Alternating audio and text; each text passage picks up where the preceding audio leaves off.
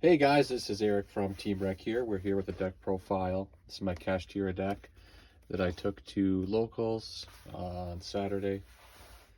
Went first place, undefeated, 4-0 record. My matchups were against Salmad Great, Sprite, Elemental Heroes, and Labyrinth.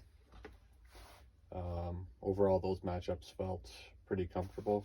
This deck has a pretty high power level. I played a blind second strategy, so it was pretty easy to play into boards with all the tech choices in the deck. But let's get into the profile. So for starters, I played 2 Rise Heart. I felt this was the most comfortable number. 3 is kind of bricky. This is kind of cool and simplified game states. Just manipulating your deck, getting Theosis banished, things like that. It can actually realistically help you search any card in your deck, but it's mainly the extender. Play 3 copies of Fenrir. Still working on that third ultimate. Yeah, this is kind of second fiddle to Unicorn now. It can get awkward when you're on this, but at the same time, that's why we play 3 Birth, because drawing these together enables combo there. So you need to keep that in mind, what you're drawing, like as far as ratios go.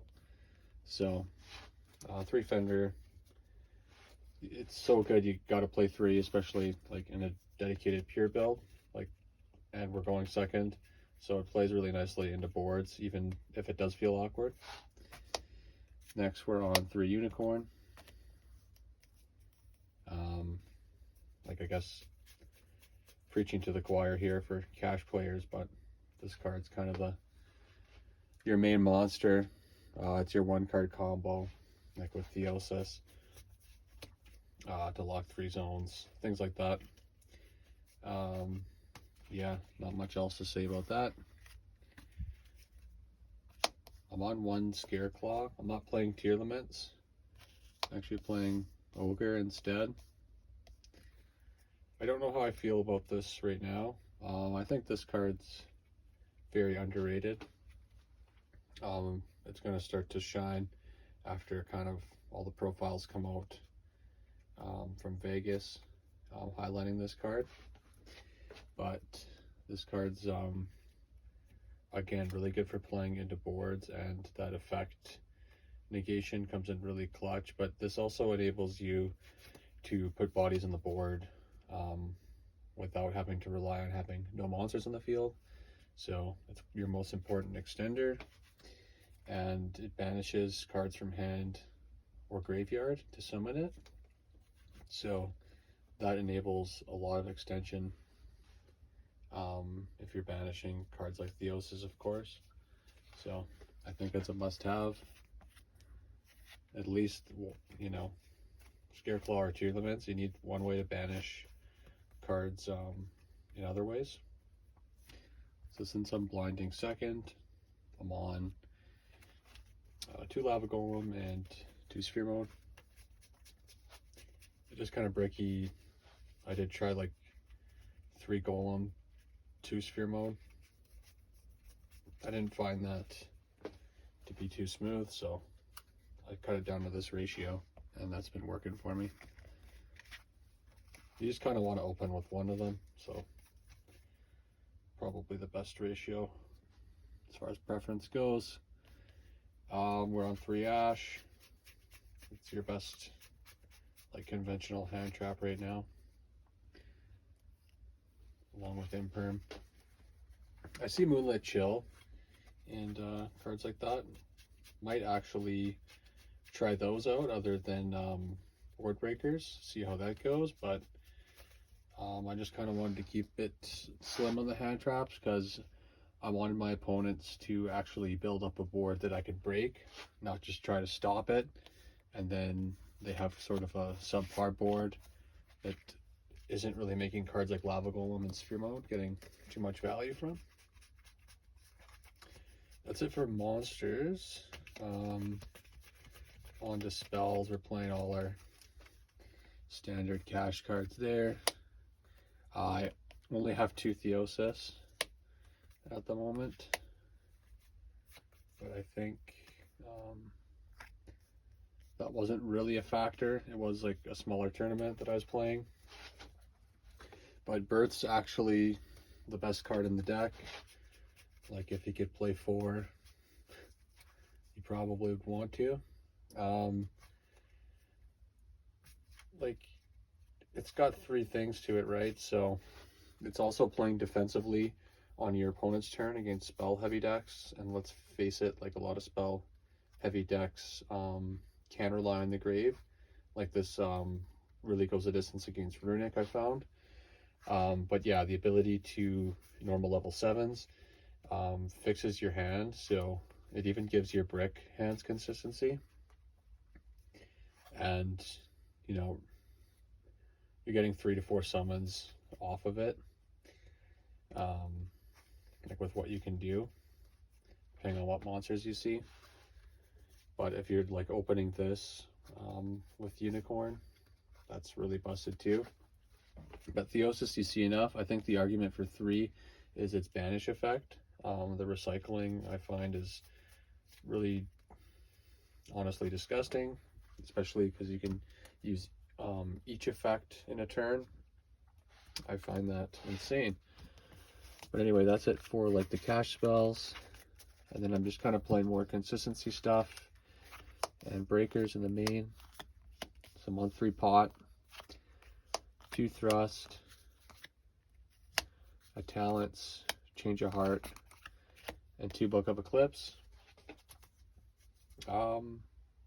This actually could go to 3, I think. Maybe even cutting a pot, since I do play the multiple thrust, and I'm, you know, dedicated to going second. But Book of Eclipse was really good. Like playing into boards too. Like if you're getting targeted by things like Imperm, it kind of works like a Advent of Adventure sort of thing, like dodging targeting. So that was really clutch for me one game. You could get away with stuff like that if you have Birth on field. So that's also why Birth's really good.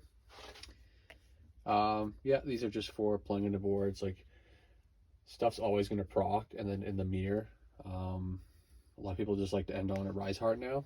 So with that simplified board and a Rise Heart being like mandatory chain like 1 on the reattach, you're going to see this go off more often than not. So I think there's a lot of value and an argument for playing 2.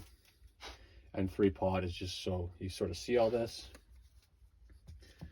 But I found pot got bricky a couple times, especially against harder matchups where you can't really afford to lose tempo.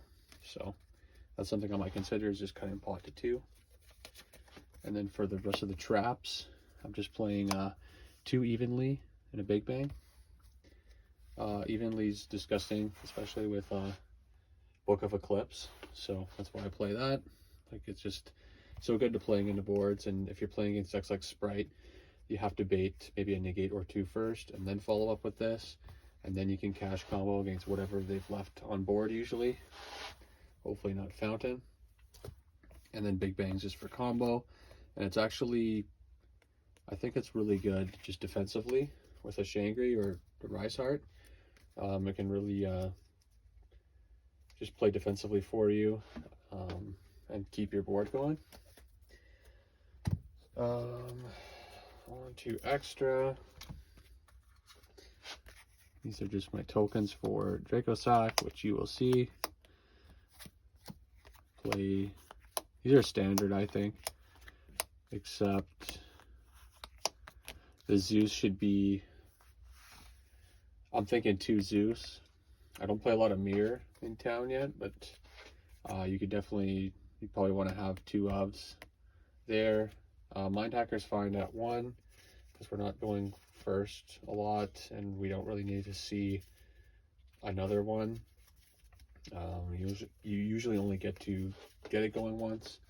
That's for time situations, and even just putting pressure on opponents when they're low on life to restrict a comeback. Yeah, something worth considering. And then that's good for playing into boards and also playing into stuff like skill drain, floodgates. So keep that in mind when we play the synchro. That's just to get over big monsters. You're always going to have a lot of banished. And then I just play the link package here. I think this is pretty standard. That's just for prosperity, clearing your own board. This is good against stuff like Runic and like Sky Striker. And then, of course, if someone Iblies you, you have to have that.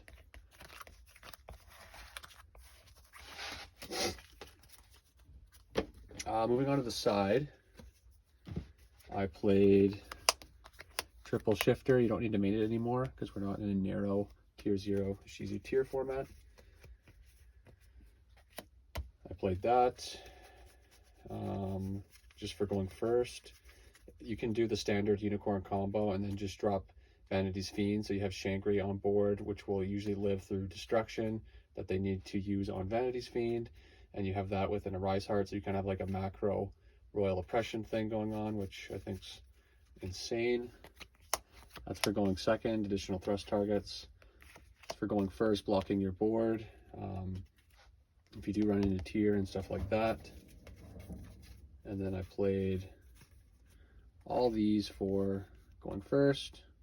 Good against Labyrinth, Despia. This is good against people just playing any out against your deck because you are really weak to just one card blowouts. So this helps pick those out.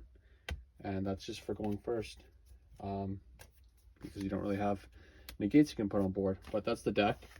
Hope you enjoy and to maybe get some ideas from this. It's probably pretty standard. The side's more for locals, but yeah, that's the deck. Stay tuned for more and be sure to like and subscribe.